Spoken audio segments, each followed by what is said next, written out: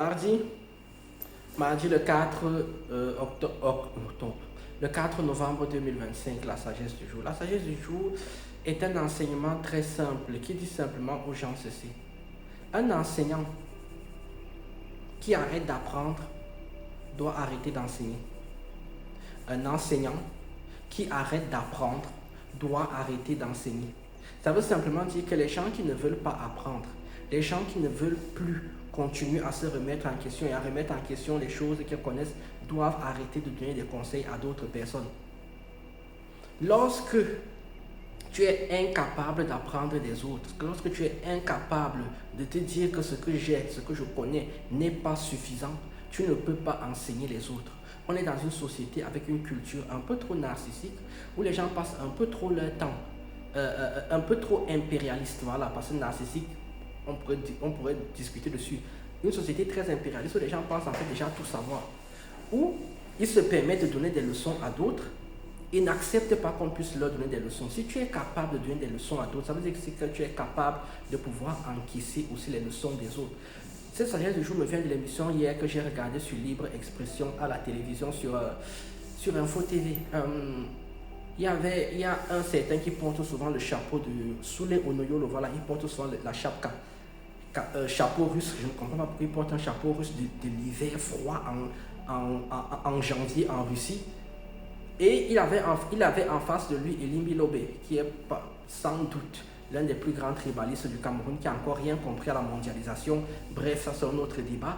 Et à côté de lui, et en face de lui, il y avait donc le professeur Eric Mathias Owonangini. Sous le Noyolo, l'homme à la chapka décide en fait de donner une leçon à Elimbi Lobé. Et derrière, il n'accepte pas que le professeur Owonangini lui donne une leçon. Ce n'est pas possible.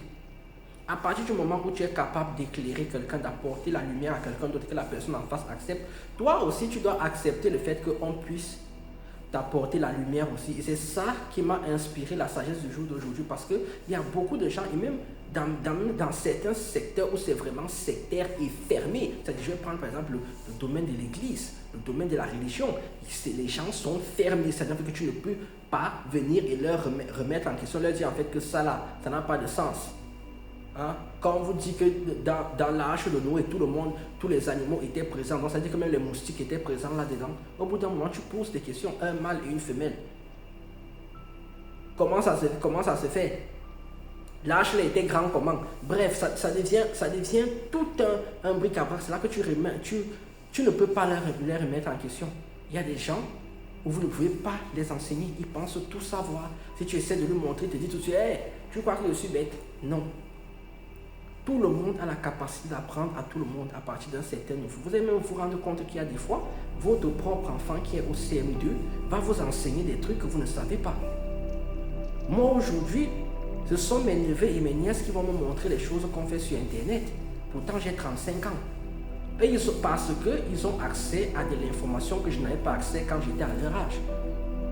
Il faut toujours apprendre et remettre en question, et surtout utiliser ce qu'on est en train d'apprendre et se remettre en question, l'humilité. Sur ce, moi je vous dis tchuss.